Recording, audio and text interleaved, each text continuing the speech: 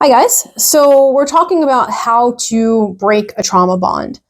Um, so I kind of talked about like the same thing when I talked about like how to break the abuse cycle, but we'll go over it again because it's part of this series. So the first step in healing from trauma bonding is naming it. Acknowledge that it exists, be open to breaking the cycle, and you are on your way to healing and freedom. The longer that you stay in denial about your situation, the longer you're going to be in it and you're not going to be able to get out. Um, so the next thing is to plan for safety. If you are currently in an abusive situation, create a safety plan first. Please don't wing it. Um, have somewhere safe to go with support. There's a bunch of different hotlines that I will put in the captions. I try to make sure that I put that in the caption on every single video. Sometimes I forget. But there is the National Domestic Violence Support Hotline. There's also Child Help National Child Abuse Hotline.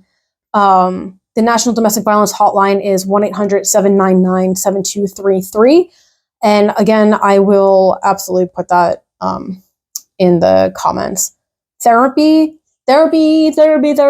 I can never say this enough. And I think if you've been with me so far, you know that therapy is not the magic wand of like all of a sudden you're going to go to therapy and everything's going to be better in your life. But very often we can only get ourselves so far by picking ourselves up by our bootstraps.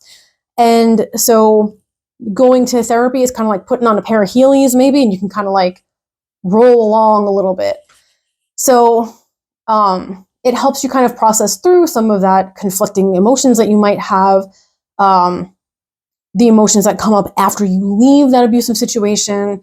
It helps you kind of set yourself up for healthier relationships in the future by doing a lot of introspection and a lot of personal growth after you kind of get out from underneath this like restraining weight.